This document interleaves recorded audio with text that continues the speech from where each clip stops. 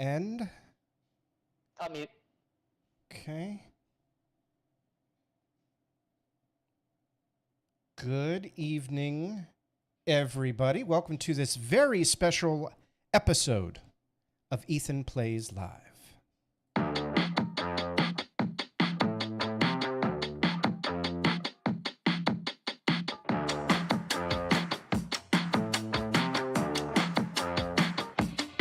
Don't force me out of bed in your society. Don't push me down the road you're bringing down. Don't try to fix my head, it's just your anxiety. Don't hush me now, cause I just wanna shout.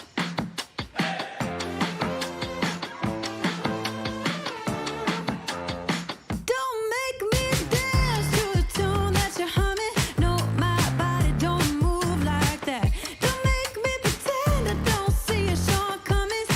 You'll be running when I raise the black flag. Get out your bomb and fly away. We'll be dancing with our hands in the air when our new dawn is rising.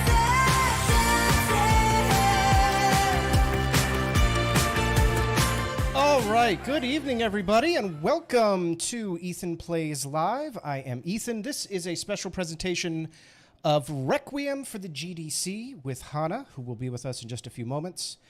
First of all, I want to apologize for the overlay. This is my Twitch overlay. It's the only one that's working today for some reason. I don't know why. And now chat is working. So chat was not working all day. Now it's working. So I was going to explain why chat wasn't working, and now chat's working. I don't know. I just work here. First of all, I want to welcome you all. This was not an interview I ever thought I was going to get to do. We will get to that in a few moments. There will be an after show. So the after show is going to work the way that the old after shows did on when I was on Mixer. So tonight's after show will be on Twitch. It will be immediately following this. You go over to twitch.tv/EthanPlaysLive. It's somewhere on the screen or something. Anyway, to watch it, if you want to participate in the after show, come on and comment. All you have to do is join my Discord. To get the Discord link in chat, type !Discord. The link will come up. The link's in the description. I'm sure one of the mods can get it to you. I want to thank the mods. Especially, I want to mention Lady Starfire. For those of you who don't know, she was in the hospital. She has been discharged. She is at home. She's doing a lot better. And I want to thank everyone for their overwhelmingly positive support towards Lady Starfire the past couple of days as she was struggling with that. Okay. Tonight, we are going to talk to Hana. I'm going to let Hana tell her own story. This was, like I said, not an interview I ever thought I was going to get to do. And the reason is because when I first asked Hana if she wanted to do this interview, she told me no. A year or whenever ago it was. And she said that she was not interested and did not want to do it. And a few days ago, she reached out and she said, I'm ready. And I am not going to explain a single thing about Hana because I think it needs to come from her. And it will only be whatever she is willing and ready to reveal is what we're going to talk about tonight. So, with no further ado, Hana, can you hear me?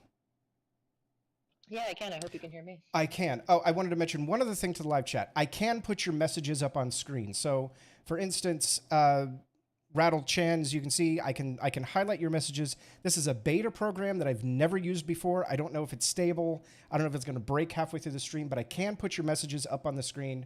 So if you do have something you want asked or a comment you want to make, tag myself or tag Hana, and I will try to get them up on screen. Okay. Sorry about that. I forgot to mention that. How are you? I'm good. How are you doing? I'm you know, it has been a challenging day, and it was difficult to get this stream off the ground. You guys have no idea the technical issues sometimes confronted by streamers in the background. But I'm glad that we were able to do it, and I'm glad to talk to you. You and I have known each other now for, I don't even know, a while. Year and a half? Something like that? Yeah, it's definitely been over a year. Yeah. My God, that's a long time. I know. And you've always been very kind to me and a good friend to me. And I do want to say that if at any time you want to stop and turn the stream off, we immediately will stop and turn the stream off. If you say in 2 days, hey, delete it, I will delete it. This is not, I don't want anybody saying that I'm twisting your arm or forcing you to be here. That's definitely not what's going on. Like you said, I reached out to you. I'm the one that contacted you and was like, yeah, I'm ready, for the interview. Because something that I think is worth mentioning is that Fiona did an interview with you. Was it a few days ago? What was it? Tuesday, Monday? And Monday, yeah, I think. something like that. And oh, guys, if I'm low on volume, I'm sorry. I did not set up my laptop for the Wi-Fi here, so I am on mobile on my Bluetooth. So I don't think Ethan can turn me up anymore. You are. I've already maxed you out. You are as maximum volume as I can get. Hold on, I have one last resort in Okay. case. Maybe I should turn off Bluetooth and see how it goes. I'll be right back.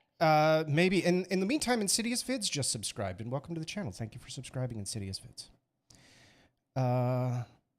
Yeah, she is. She's on her phone. She's at like a 4 out of 10. Yeah, it's low, and I've got the volume maxed on Discord. Like, you know how you've got the little slider? It's at 200%.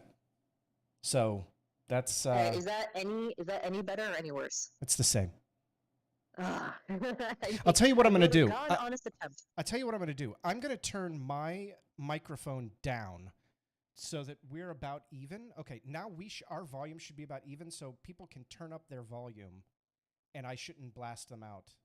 So that way, you and I should be more even now. Go ahead and say something. Hello. Yeah, you and I are about even. You're actually a little bit louder than me now, but okay, we should be good.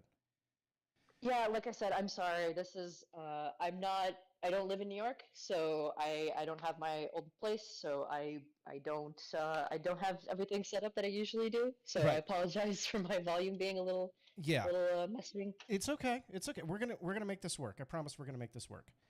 Okay. Yeah. Well, I start all of these interviews the exact same way with the exact same question, and that is, how did you first find the GDC? I found the GDC through everybody else. I think it was a G-Man versus the Black Hebrew Israelite video. He has one that actually has over 100,000 views or something like that. And at the time, I was actually debating Black Hebrew Israelites live on the street. So I was scouring through YouTube, trying to find out like what their arguments were, what they're interested in. Because the first argument I ever had with a BHI did not go as expected. So I actually found G-Man that way, and from G-Man I found Drag. From Drag I found Talking Shit Tuesday, and that's pretty much how I met everybody else. Okay. And what did you participate a lot in the GDC? I'd say I lurked, rarely ever leaving a message in the live chat for about 6 months to a year, and then I started chatting quite avidly in the live chat once I created a YouTube account, because I was always anonymous at that point. So once I created an account and I decided, I wanted to participate in the live chat, I became more and more of a regular and more of a familiar face. And I think it was either a Steve hangout where he said, look, here's the link, Google Hangouts, anybody who wants to join can come in. And I remember the very first hangout I joined, I just wanted to quickly extrapolate a point somebody was making about, I think it was young Earth creationism at the time. And it just devolved into all of us like having fun, talking shit. It was felt like more of a hangout than it was a conversation or a debate. So Right. I think that's how I first came on to YouTube. And was that usually what you argued? Was like young Earth creationism stuff against that? Yeah, I think I've been in debate club since high school, middle school. So I'm always, searching for that kind of entertainment, the blood sports, so to speak. And I always had discussions, debates with people on the street or preachers or whatever. Not like avidly, not like, I would bother them, but like, hey, I've got an hour to kill before I go to school, and here's the preacher on my, college corner. Why not? Let's entertain them for a little while. So I think from there, that's kind of what drew me to the GDC was, oh, I can have these discussions or a debate whenever I wanted to. So this is a question that I usually ask people, but for you, it's got, I think, a very special answer. So I'm still going to ask you, even though it's a really loaded question. Who would you say you were closest to in the GDC? Closest friend-wise? Closest, like... You this answer the is a- yeah, question okay. in any way that you heard it. Okay, out of everyone in the GDC that I got close to, the closest person who, you know, penetrated the inner circles, I guess, of my psyche were Red's Rhetoric. For those of you that don't know, I'm Red's Rhetoric's ex-girlfriend. We dated, I believe, 2 or 3 years. I'm off on my math. It's been like, Sure. I don't usually think about it, so I'm going to be totally off on my math. But I think we started 2016 going into 2017 January. So 2 to 3 years, yeah. Okay. And as far as friends and not romantic entanglements, who would you say you were closest with? Well, go ahead. When it comes to friends, I think the way that it happened was the same group of people would be in the same hangouts on Talking Shit Tuesday and such, that I became close to a few people almost simultaneously. Like Fiona, you know, I really appreciated her a lot. I still regurgitate some of her famous one-liners. Right. Counters to this day, still to this day. Drag I got close to because he was someone who I saw a lot of potential in him as far as being like an orator or someone who could have pretty good rhetoric. He was such a cringy white belt atheist in the day, but he's come around since. So I'm really quite proud of his progress. Scientist Sam. I mean, there's quite a few people that I became close with, and people who even today I'm gonna go visit. I see them as regularly as I can, considering that we're out of state. You know, yeah, I would consider them real life friends now. For those just coming in who are just joining the stream, Hana's voice is as loud as we can get it, and so I turned myself down to approximately match her. So yes, the overall volume is a little low. So you may have to turn your volume up, but it's what it's got to be today, unfortunately. Okay. Yeah, sorry, guys. Yeah, it's one of those things, you know, we work through it. Okay. Tell me about your relationship with Jade. With Jade? Jade. I think in my life, I don't have many regrets because I think regretting is a useless practice. I think it just creates unnecessary heartache. And, you know, foresight is always going to be 2020, so you do the best that you can in the moment. But when it comes to Jade, she's one of those people that I always assumed she would be around. And she was like a living encyclopedia. I don't think there was any random question that I ever posed to her where she didn't have a concrete, solid answer that I could go look up on my own. She's actually the reason why I discovered my sexuality, because I didn't, you know, I couldn't quite describe my preferences to other people, and I didn't know myself too well. But having one conversation with Jade, I walk away, oh, I'm LGBTQ. Oh, shit, is that what I am? Have I discovered that? Right. Just one conversation. I think we were having it for 2.5 hours. Jade is the type of person that I took for granted that she would always be here. And I always wanted to have such conversations with her about her activism in her youth, her college life, you know, her high school life, you know, what she did, you know, during the Vietnam War, like the stuff that she would say that she participated in. She was like an activist in the real sense. She was a feminist in like the real sense, activist on the streets there. Right. The wealth of knowledge that she has, the stuff that she's seen. And I never got as close to her as I thought that I would, just because I never thought of the GDC without Jade. She was always there. It's always a cat picture, you know, somewhere, and there's Jade in the corner, you know, or there's Jade in the live chat, or there's Jade, you know, trying to figure out how to get her computer working or her mic working, or her cat stumbled upon her keyboard and muted herself again, you know. She just was always there, and then one day she just wasn't.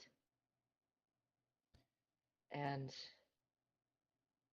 I don't know, I guess that kind of hit home to me how much like people in this community matter to me. Like these, to me, the people that I interact with aren't strangers.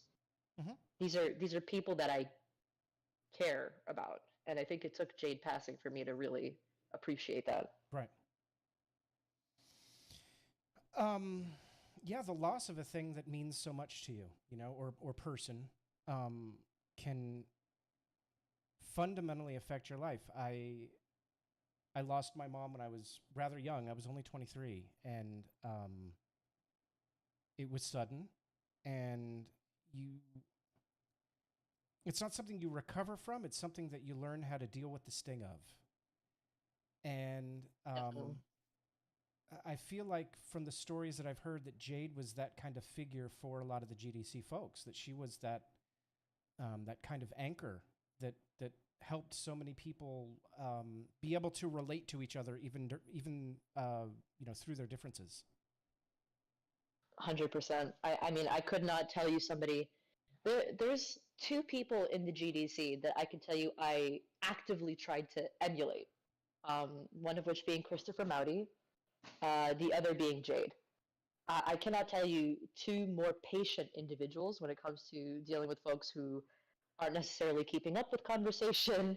They're not understanding, or they're just simply trying to humanize them. Because I think we forget that a lot, that when we debate people on the opposite end of the spectrum, whether it's politically or ideologically or religiously, that is a human being. That's somebody loves them. They have kids, or they're someone's son or daughter. And Jade was the type of person that always said, you have to find a way to reach them where they're at, not for them to go to you. Right. You and I never, to this day, I don't think I can do it. I think that's something that probably comes with her unique experiences, and someone who just was. I don't want to do the wise old lady, or the wise old man trope, Sure. but I can't even, like, I don't know how else. The only other person I could think of is Christopher Mowdy, and even then, he even has his limits. Jade almost never, Right. almost never. I can only think of one time she yelled, but that was mostly at the cat. So, so I can't think of one time where she sincerely was angry at somebody. Frustrated for sure, but angry, never. When when she died, there was a funeral that was organized for her. Were you Yes. part of organizing that? I would say there was like the first line, the second line, and the third line. I was the third line. So what I mean by that is there were people who organized the hotels by, calling around, getting discounts, stuff like that. There was the second line, which was trying to basically herd cats into making sure everybody got a ride. And, they got to the location to and from, like, that we had a general overall plan. And then there was people like me who basically picked up the slack. Like, hey, this person's having, issues with accommodations. This person's having issues with another person. How do we resolve this? How do we figure out a way to do that? So I was involved in some of the planning, but majority of the planning, I have to say, was Fiona and Sam. What you know what I'm going towards. What Yeah, listen. If you want to ask me, I will answer. Well, But I want to go slow. it's hard for me to just Sure. out of the blue. It's No, difficult. I know. We're gonna get there. I want to go slow. I'm being deliberate for a reason. Yeah, I can see that. So it was who did you go to the funeral with? I went to the funeral with my boyfriend of the time, Red Rhetoric. I thought you also went with Jackie. Am I wrong on that? Jackie, so we shared a suite, Okay. but we didn't share flights. I So with Reds, yeah, nobody really shared a flight to my recollection, but Jackie was there. Okay. My apologies. Yeah. No worries. Let's get to the recording, since that's where we're headed, really. The recording. Who made the recording? You're talking about the Spackle recording, yes? The Spackle recording. Spackle did. Right. She's the one, right? She was the one who made it. So, can you describe what was recorded by Spackle? So I'm gonna need to lay down some background info so people Please do. understand. Please do. Um, sorry, I'm just trying to figure out a good place to begin. You're fine. When it came to the funeral, Reds and I both agreed that Jade was an important individual that we both would prefer to see off. Yes, in any capacity that we could. What started happening was that the funeral itself, the trip itself, was used as, I guess, a way to manipulate people. Would be, and I don't, and this is just my opinion. You know, someone else can disagree.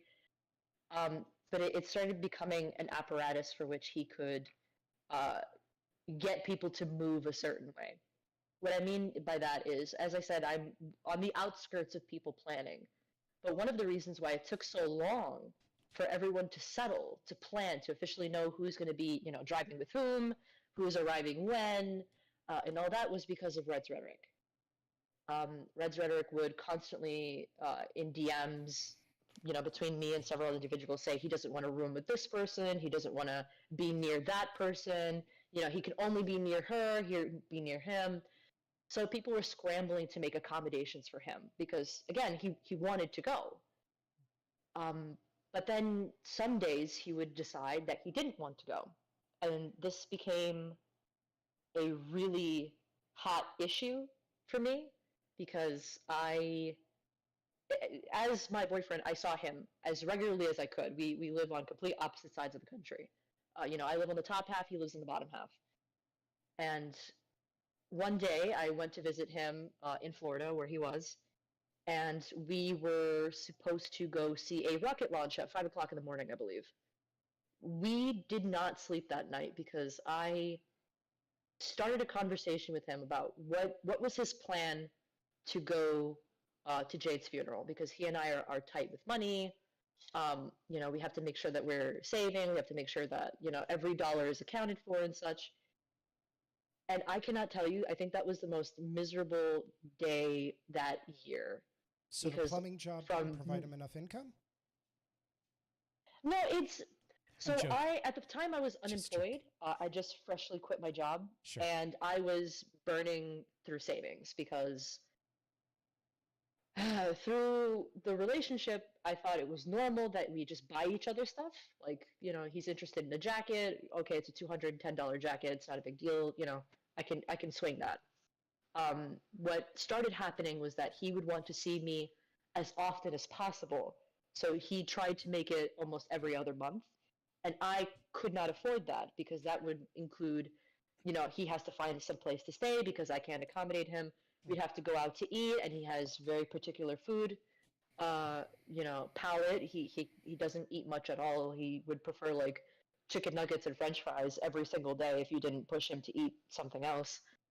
So it just started becoming like a money pit where like, hey, I can't have you coming, you know, up to see me in New York. Or I can't come down to see you in Florida because, you know, plane tickets and all that are just racking up too much bills.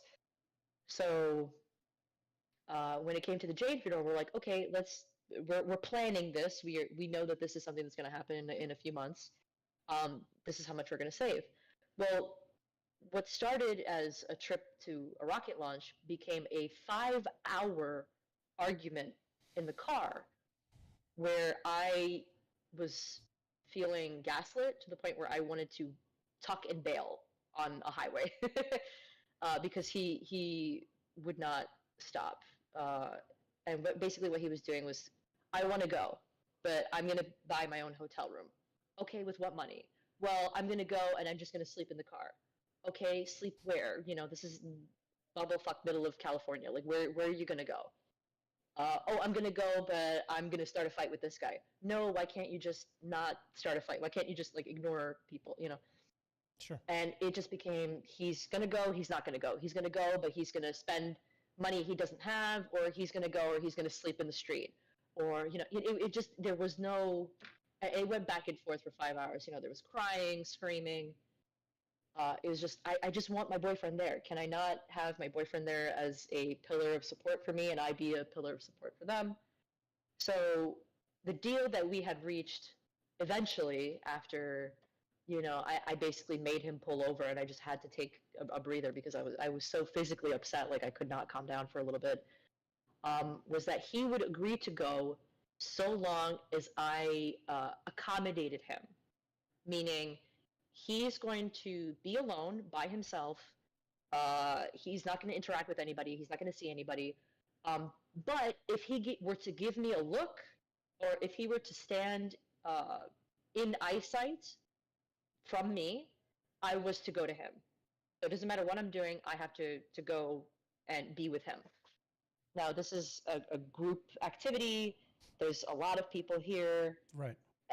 So you can imagine that it's going to be awkward when one person is deliberately not wanting to participate in the group functions, which to a degree is fine.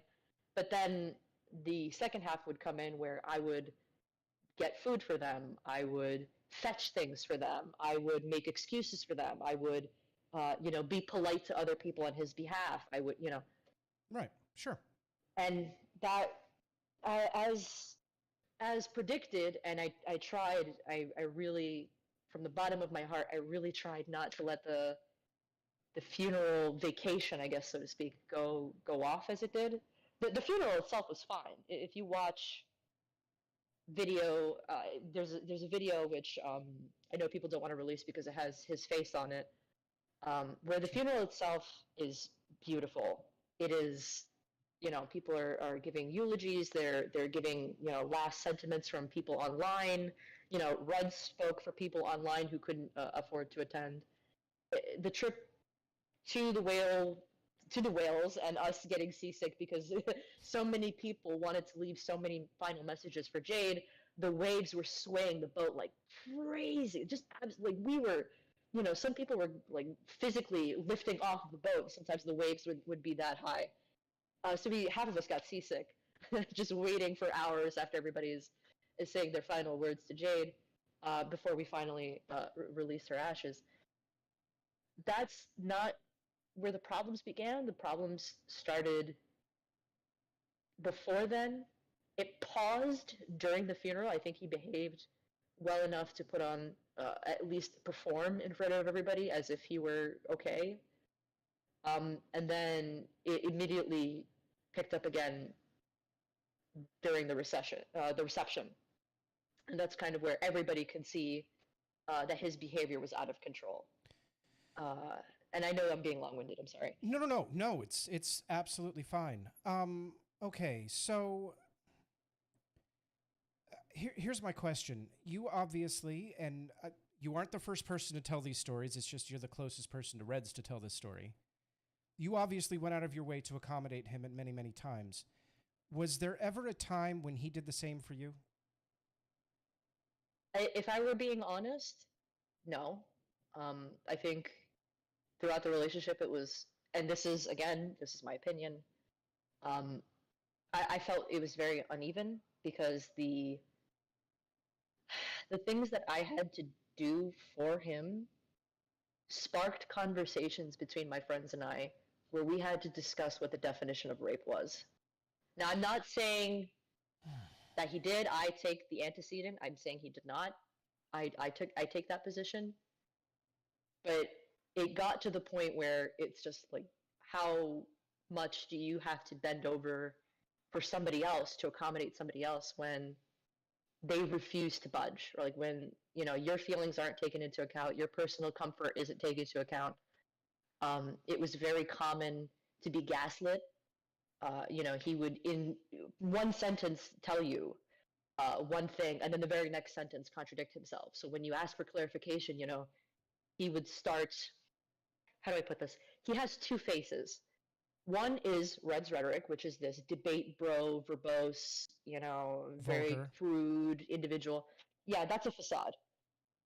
That is absolutely a facade. That is not the individual that he is. That's the individual he wishes to be. Very very pro like toxic masculinity, just all the stereotypes of that. Mm-hmm. And then there's Reds as I knew him, which is the guy that I fell in love with. He's soft spoken, he's sensitive, he's hunched over, shy, he just wants his hand to be held, he doesn't really want too much. That was the guy that I thought I was dating, and merely that the persona was something, he did for entertainment value online. Um, what I didn't understand was that Red's rhetoric and the person who Reds is cannot survive without Red's rhetoric, like emotionally. And it was so draining during the relationship to talk to somebody and to explain like, you can't act like an asshole to my parents because you're uncomfortable. You are meeting my parents for the first time. You have to like not be weird. Like, to say not be weird would be putting it a little too lightly, but you just can't do, you have to be polite. You have to observe social decorum. You Sure. can't just decide, well, fuck these people because I'm Red's rhetoric. You're not Red's rhetoric when you're out in public. You're just a normal, lanky, skinny dude. Like you're just a normal person. Just a plumber. Um, I want to remind everybody real quick, there will be an after show over on Twitch, twitch.tv/EthanPlaysLive. If you want to watch, if you want to participate in the after show, you need to be a member of my Discord. If you just type !Discord in the chat, you should get the link.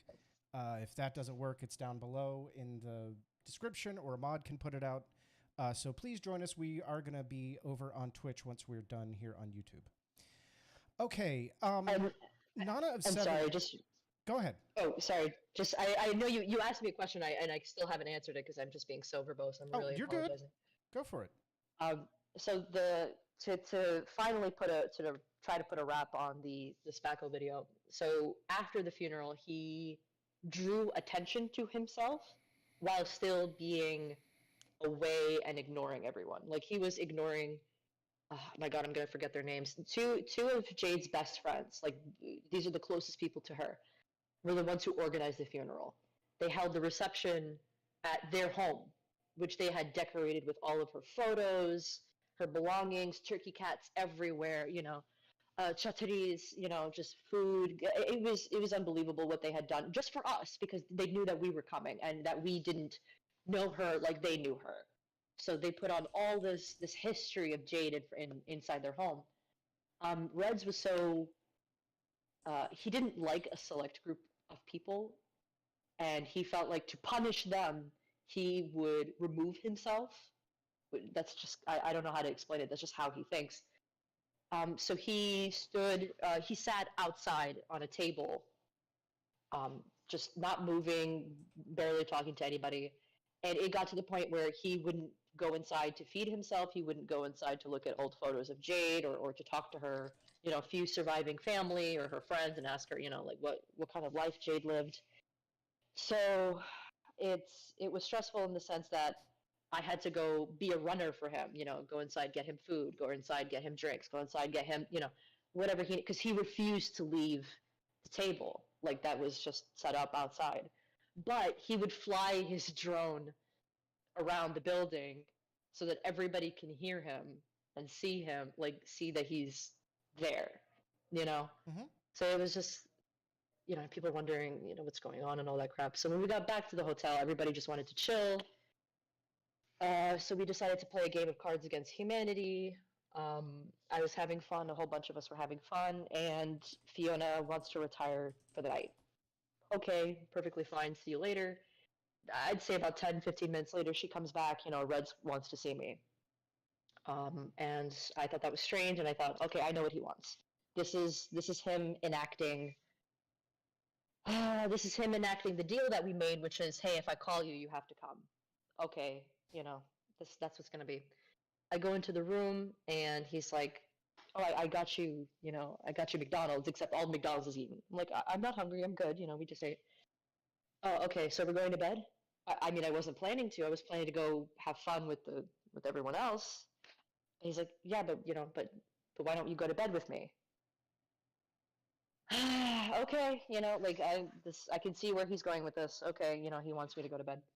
And this is not to say like that his behavior was normal prior to that. Like, he had done stuff in front of people, like Captain Asimo, like tell me that I'm going to sleep on the couch because I dared to attempt to introduce him to Captain Asimo, who again was his best friend back in the day prior to the GDC. Like, this was someone that he co-hosted a podcast with. This was someone who was excited to meet Reds. There was no they hadn't talked in years. Captain Asimo hadn't been in the GDC for years and was excited to meet him. But because I dared to knock on Red's door while Reds was in there, he, in front of Captain, told me to go sleep on the couch, which I ended up sleeping on the floor because Fiona took the couch. Captain, I guess, people found out that that happened, and that already left a bad taste in folks' mouth, especially his behavior, refusing to introduce himself to anyone. We were by a pool, everybody's coming in, from the drive, and he's not talking to anybody besides me.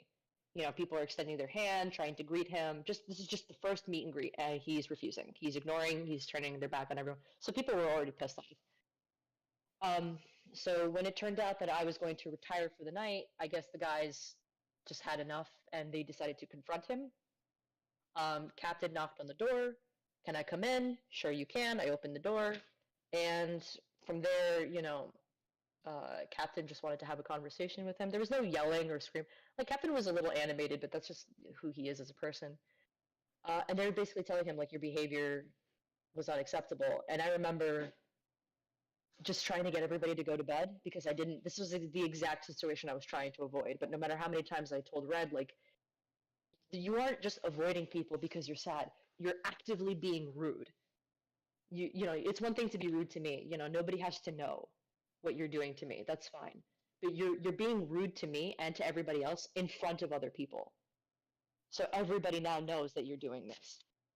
So he got upset that someone confronted him, and Spackle, which, good on her, honestly, was a brilliant move, decided to record the bulk of the confrontation. So that was the recording you heard. Wow. Okay. Like Girl Frog Jules says, how emotionally exhausting. Nana of 7 asked a question earlier, and I now can't find it because chat's moving a little too fast, even though I put slow mode on, which I'm fine with. But she said something to the effect of, do you feel like Reds felt like he had to make the funeral about himself instead of Jade? This is going to sound like such a spiteful ex-girlfriend answer, but the unfortunate answer is yes. Reason being was that I don't. It's very difficult, and I talked to you about this before. It's very difficult to explain Reds to people that haven't interacted with him when he's turned off. When Red's rhetoric is turned off, and who he really is in the driver's seat, because you'll see that he just can't talk. Like, he doesn't know. He doesn't have a lot of emotional intelligence, to say the least. So if it's not about him, he doesn't know what to do. Like, he doesn't understand. So unless, and the moment you make it about him, that's when the Reds rhetoric persona comes out. And that's not someone that you can rationalize with. Reds rhetoric is not there to be rational. Reds rhetoric is there to fulfill, like, I'd say, like, a hole in Reds, where, he might not be a big tough guy IRL, but he can pretend on the internet, or he can put on a performance on the internet. And unfortunately, when it came to Jade, it was, you want me to go to Jade's funeral, do you, Hana? Yes, I do. Okay, that's something I'm going to use against you. And I think after that, he never let that go. We had plenty of fights and, like, shouting matches where he's basically telling me that it's my fault Jade's funeral was ruined. If I only, like, listened to him, if I only did, like, what he wanted me to do, this wouldn't have happened. And it was just, there was nothing. I did everything in my power. A couple people have just come in and are asking about the volume. The volume is low because this is as loud as we can make Hana, so I've turned myself down lower so that we can match. So you're going to have to turn your volume up. That's why the volume's a little low. Javier, I'm not putting that up. I see your comment, but I'm not putting that one up. A few people have mentioned in chat today and have mentioned me privately and have mentioned on the former streams that they felt like Reds was threatening. I have two questions on that. The first one is, do you feel like Reds was making threats? And do you feel like Reds is somebody who is a threatening person, someone who would carry through with a threat? This is a difficult question because Reds isn't like stupid. He's not, completely out of his mind when he says the things he does. He just wants to have plausible deniability. Okay. Personally, I can only tell you my experience, and if people feel differently, that's perfectly acceptable. I had to contact my local precinct and give them his plate number, because I remember his plate.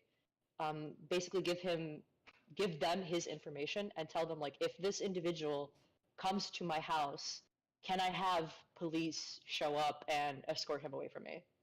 Like, I made a deal with, I'm friendly with people at the local precinct, and I did that after I broke up with him. The reason that I did that is because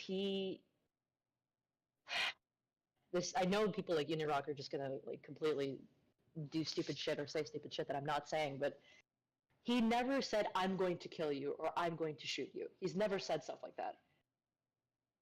But he's come close to that line, I would say. Like, you can't. During the funeral, he told Captain Osimo, like, you're lucky I don't have my Ruger with me.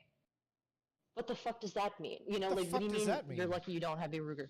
Yeah, like, what were you going to do with him and a Ruger? There's only so many things. What are you going to do? Like, show him a gun trick? Like, what are you doing? And not to mention, like, there is a story that he propagated to me and to several close individuals of him brandishing a weapon at Burger King, may or may not have been shouting the N-word. He told me a version where he shouted the N-word, hard R, at an individual, and then lifted his shirt to show the gun in his gym shorts to threaten some guy away from him because he got into like a dispute regarding like who gets into the drive-through first or something to that degree. So that's 2 counts, and then the third count, and I've never said this publicly, and I feel like it's time to say this publicly because I don't know who he's done this to since me. I hope it's only been me because I would hate to know that he did this to somebody else and I didn't say anything to warn them. I broke up with him twice. The first time I caught him lying to me. He looked at private messages. He pretended that he didn't look at private messages. Okay, after a week of trying to subtly tell him that I know he's looked at my private messages and him trying to sell me otherwise, I basically said I can't trust somebody who won't. It's an honest. If it were an honest mistake, that's fine. But don't lie to me that you never did in the first place. I can clearly see that you did. So I broke up with him, and I went on a trip that I had been planning with a group of my close high school friends for about 2 years. It was about a 15, 16-day trip to Japan. During that trip to Japan, it was early in the morning for me, and I decided to participate in the live chat of a non sequitur show debate where Reds was participating. I didn't tag Reds, I didn't talk to Reds, I didn't talk about Reds. I more or less was shitting on the other flat earther, because I'm bored. We're sitting on a train, all of my friends are sleeping, Sure. I did that a lot, so I get it. And I, at the time, I was even a Patreon of Non Sequitur Show for a while. I've always been in the live chat. This was nothing new. It's not like people in the live chat had not seen me before. This was pretty common. Sure. After the debate, I thought nothing of it. Walking around Kyoto, I received a message from him, and I thought I had him blocked on everything, but apparently I didn't have him blocked on Google Hangouts, where he says, "It's an emergency. I need to talk to you." And I had said, no, like this, I'm on vacation. Fuck off. Like, no, it's an emergency. Please, you have to answer. Please, please. He's calling. Okay, fine. Fuck my data, I guess. So I pick up the phone and he's a mess. He's in tears. He's crying. You can't do this to me. You can't do it. What did I do? You're in the live chat. Okay, just block me then. You won't see me in the live chat. Yeah, but I'll see people tagging you. but like Reds, I want to be on platforms that I'm always been. Like, why do I have to change my life because you're upset? That's And weird. he's like, you don't know what's going on. You know, do you even know that I hit 3 pigs? Da, da. Yes, I know you hit 3 pigs. I donated to you anonymously, like a couple $100, you know, compounded as like a birthday present and as a, you know, sorry you hit 3 pigs. Even after we broke up, just because I, you know, God damn, you know, that's terrible. I hope you're okay. I know you hit 3 pigs. Yeah, you don't understand what you've done to me. You're my everything. You know, you don't understand that this Ruger is looking real friendly. He said that to you? Yeah. And I will never forget those words because something, and Fiona can verify this. I am someone as an adolescent attempted suicide. And it took like I thought it's not fair to be in a relationship with someone where you tell them that you are open and honest and that you are hiding things from them. So I made a kind of like hangout with Fiona and him to talk about my past so that at least it's open and it's on the table, right? Like, hey, this is just what happened to me. No need to make a big deal about it, but I think you should know this. So I am so he sorry, decided to do Hana. that. I can't. Hold on, real quick. We're not moving past this. First of all, okay, I want to say something about Reds because I found Reds before I found the GDC because I used to watch his space launch videos or rocket launch videos, whatever. And I thought they were awesome. And then I was watching Non Sequitur, which I found in a different way, and he was on it, and I was like, "That's the guy that I watch his rocket launch videos. This is cool. Like, I'm subscribed to that dude." Yeah. And Sorry, I had to move into the bathroom, so if I'm echoing, I apologize. it's okay. This is only gonna be You're temporary. fine. You're fine. So I was a huge fan of Red's rhetoric independently first. And I'm still a big fan. I think he makes excellent rocket launch videos. I think they're out fucking standing. I am jealous of his ability to make those videos so fantastic. And I want to say that publicly because this is not. I didn't come here to make a. My plan wasn't to shit on Reds all day. It's just this is how the conversation ended up. No, I understand. Like again, his rocket launch videos, everybody loves them. That's why he has Absolutely, fans. they're fantastic. I- But I could not explain this to you. That I told him like, if you want to do YouTube full time, I will support you. Whatever you need. You need me to do SEO for you, thumbnails, whatever. Let's make YouTube your career. Oh, you said you don't want YouTube as your career. You want to work for Tesla. You want to work for SpaceX. Then I'm going to put my energy, you know, into making your dream come true. And he never committed. Like he just didn't care. He just wanted somebody that was going to be at his beck and call, I guess. Hana, And it sucks because you are like a dream girlfriend, by the way, like or dream relationship partner, however you want to say it. Like everyone should be lucky enough to have. No, I'm serious. I'm saying maybe you weren't perfect or whatever, but that's what everybody wants, right? I just want somebody who's going to support me for my dreams, like put me first. Like that's. I look. He's. I can't. No, I don't believe. Like, there's no way because that was my first relationship. I've never been with anyone of any sex, of any gender, until him. I wasn't interested. I didn't care. Like, I was a working girl, career woman. You know, I just don't care. And I So he haven't was your been first. with anyone seriously since because I just. So You know, Red's Reddick's the only person that you have ever seriously been romantically involved with. yes. That's why I'm telling you. I know I'm not the perfect girlfriend because I had No. insurmountable amount no. of things to learn. No, Like, I no, had to hold learn. on. You can't not victim blame yourself. Okay? If you were in a relationship that sounds abusive, I'm not saying that was abusive. I'm saying this sounds a lot like I'm saying that the duck quacks, okay? Or whatever it is, quacks and walks like a duck. It's not your fault that you got into a relationship with somebody who didn't treat you right. That has happened to most people that I know have at some point been in a relationship, a romantic entanglement with somebody where things became abusive. That is not your fault. I do not want you feeling that it is your fault, and that does not make you a bad person or a bad romantic partner. Reds made his decisions, and he chose to do the things that he wanted to do, and it is not your fault that those are the choices that he made, the decisions that he made. You have always been a phenomenal friend to me, and I I do not want to hear you putting yourself down like that, because you do not deserve it in any way, shape, or form. I appreciate it, but to me, it's like I don't think about him. I don't, before I was scared because after he called me, you gotta understand, I was on the phone with him for I'd have to double check with my high school friends because we had something called pocket Wi-Fi, and he was calling me over Google Hangouts.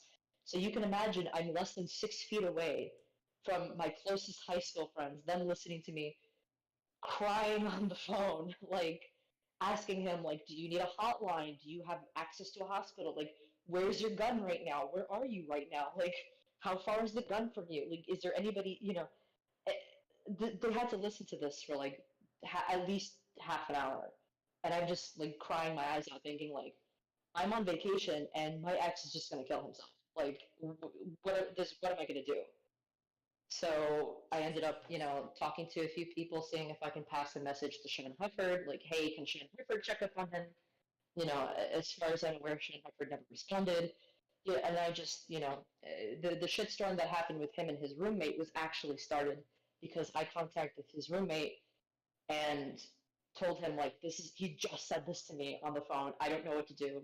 I'm scared that he's going to hurt himself. I'm scared he's going to do something crazy. I don't know what to do. Can you please, like, just for my sake, while I'm on the literal opposite side of the world, can you just take the gun for now? Just disassemble it, put it somewhere, just until he's calmed down. Then you can, you and him can have a talk or whatever. And that's what started the problems between him and his roommate that ended up in a shit show. Well, have you spoken to somebody like a professional about all of the things that you went through in this relationship? No. No, I kind of chalk it up to shit happens and, just kind of move on. Well, I'm a huge advocate of therapy because of how much it helped me in my life. So I urge you to try if you can.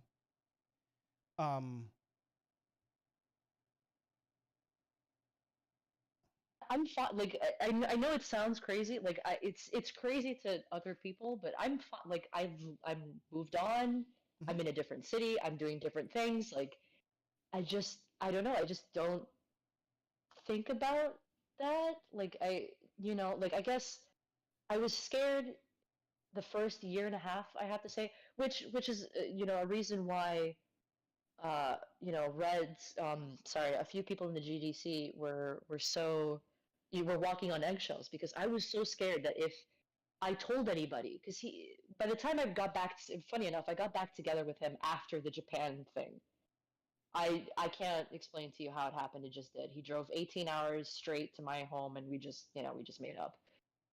Um, but from that point on, It happens. I didn't realize it, but I became isolated. Um, I didn't talk to anybody from the GDC. I didn't have a confidant anymore. He made me apologize to Jared and a few people because I didn't contact them first before breaking up with him or something like that. And I just felt like this is how things are going to be from now on. I just have to be Red's peace while he goes and does whatever in his community, and I can't speak because I don't want him to kill himself. I don't want him to threaten to do neither that. do I. I don't Listen, want him. I don't want anybody to do that, and I hope Reds gets help too. Reds, if you ever see this, dude, it is not okay to make those kinds of comments to people, and you obviously need some help, and I really, truly hope you get it because it's just not okay, man. I, yeah, Yeah. I don't know. I felt bad too because I met Jared and Sean Hufford and a few people in person, and I really liked hanging out with them. And just the shit that happened afterwards almost exclusively happened. You know, the reason why they attacked me so much is literally because I broke up with Reds. Like I did nothing to them personally, to the point where Sean's aunt and his family asked me to come back. You know, they apparently liked me so much they invited me to stay with them again. You know, like I don't know what I did to Sean or to Jared or whatever that made them as like they straight out say some shit that just did not like factually did not happen. I can't even fathom that somebody would just make shit up out of the blue or pretend that something didn't happen when it did and they were personally witness to it. But like I'm not Red's friend. I know how the game is played. I was there for 2+ years. I know that that's how they interact with him. They just affirm everything. Like they affirm with each other, but Red particularly needs that support. So they will always affirm stuff for Reds because he needs it. Like that, and they're his friends, and they just feel like they all have to do that. Sure. So it doesn't surprise me that they do, but it does scare me because the first time I broke up with him, and I failed to mention this, sorry. The first time I broke up with him, there was a period before I went to Japan and, you know, after the breakup where I was doxxed. I don't know how.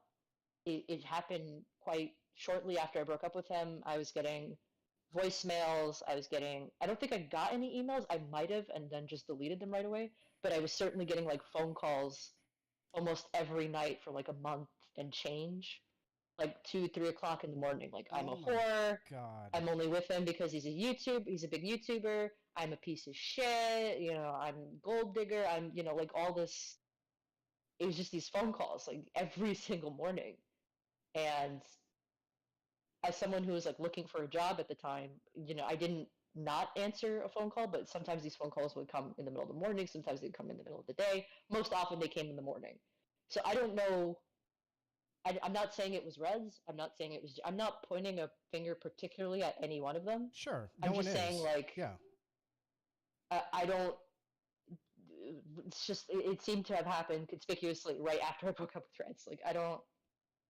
Okay, and I was just scared. Like I just thought, like, I don't live alone. I live with my family. Like he knows, he memorized the route from his house to my house, and he knows how to get here. He doesn't need to look at a map. What's to stop him from coming over to my house, like brandishing a gun at me? You know, I try to call the police, and then you know, like he's already gone, and I just look like a crazy person. Like, what am I gonna do? Like, it's my word against his, and that's never gonna win out for me because I look like a jaded ex-girlfriend, or I look like a crazy person. Like, so I kind of ask people in the GDC, like, hey, don't mention my name. You know, like, don't. Yeah, that's exactly talk what about you Reds. said. That the first conversation we ever had, I had the brass tacks document, and I had the recording of that hangout. And the first thing you said was, "Don't mention my name." I know that you've got the documents. I know you've got the brass tacks. I know my name's in it. Can you please make sure that my name is not shown on screen? And I said, "Absolutely. I will make sure that I don't show your name." That was the very first conversation we ever had. And now I understand why. Now I understand why you were so scared. I guess, and I feel bad because I handicapped so many people. Like it. Sure, like my relationship with him is something that is exclusive to me, but he didn't do shit exclusively to me. He did stuff in the presence of other people, and it was just as much their story to tell as it was mine. And I kind of handicapped everyone by saying, like, please don't talk about it because, like, I don't know what's gonna happen. I don't like. I can't explain that he will follow a suggestion if he thinks he can make a plausible alternative to what actually is the case. So let's say Jared proposes that he comes to my house, right? And Red mules about it. Oh, why would I come to his house? And then somebody else gives him the idea. Oh, you can come to, you know, Hana's house and make her look like a crazy person by just showing up or just driving around for a little bit and then go fucking off or something. You know, like some stupid suggestion, right?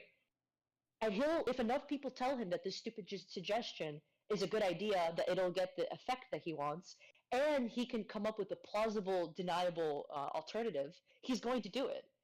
And I know he does that because he's told me several times that he's done that.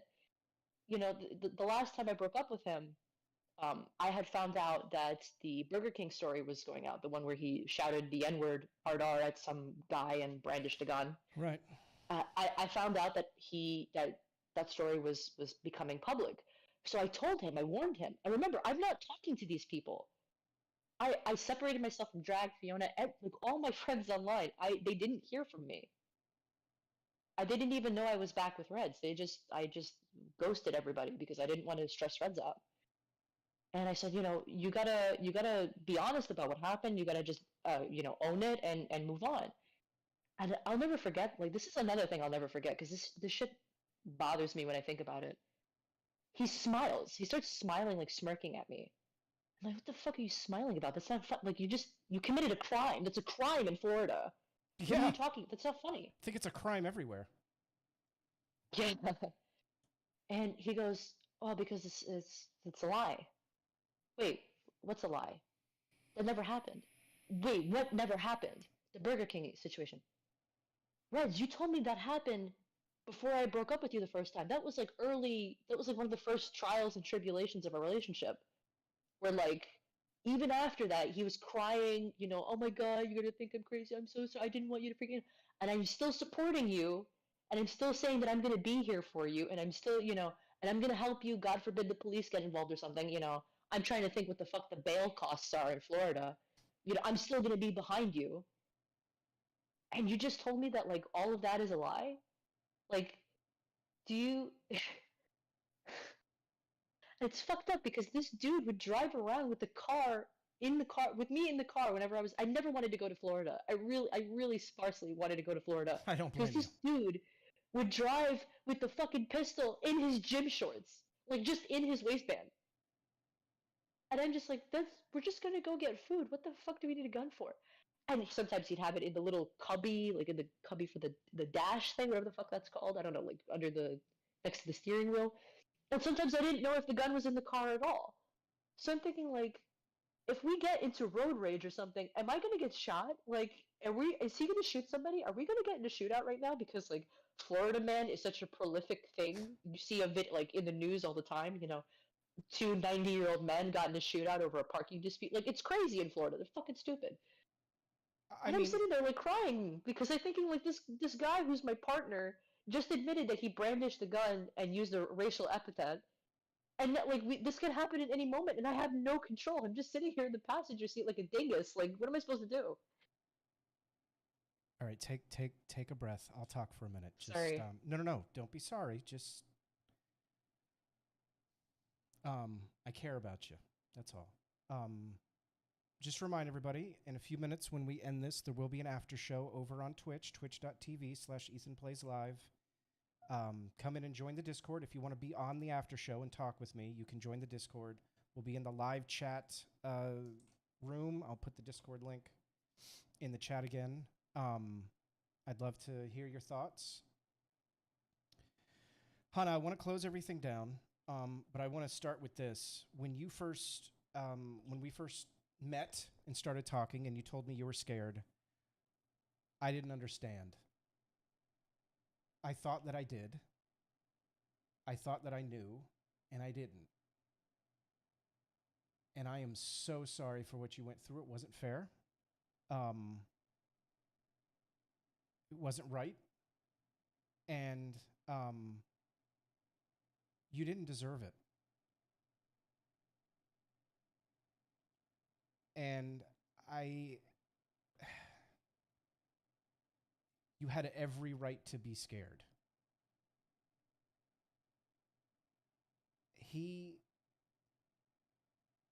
That is not how you act around people, especially not somebody you're in a relationship with. I'm so sorry that happened to you. But I want to give yourself a minute. I want you to say whatever you want to say to close this out, and go ahead, whatever you want to say. I mean, sorry, I was like got off on a tangent for a little bit, but it's okay. I'm not someone who's here to shit on Reds for the sake of shitting on Reds. I would have done that years ago if I cared. I want everyone to know that Fiona was telling the truth. Fiona has bent over backwards to help him during the relationship. She was our confidant, like she knows intimate details about our sex life and stuff. way before she ever met him in person. And she was the kind of person that would help us, like try to be like almost like a counselor, and this is what to expect out of a relationship, and this is how you deal with arguments and stuff. It is hard for me to hear that she was accused of assault when as the only other person at JFK that day, to say it was sexual assault is the most stupid, disgusting, asinine argument I've ever heard in my life. Because by that same token, Red's Rhetoric's grandma has sexually assaulted me twice. Because she also did the peck on the cheek, peck on both cheeks greeting. That's like a standard, European, South American type greeting. This is commonplace. Fiona is Scottish. Like, this is someone who she knows, again, intimate details about his life, my life, our relationship. This was not a stranger.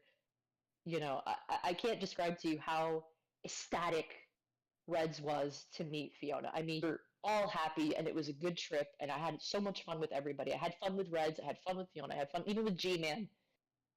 It was a good trip, and to hear some pea-brain wannabe me try to turn it into something that it's not, and try to ruin one of the few good memories I have by saying some just like really dumb shit.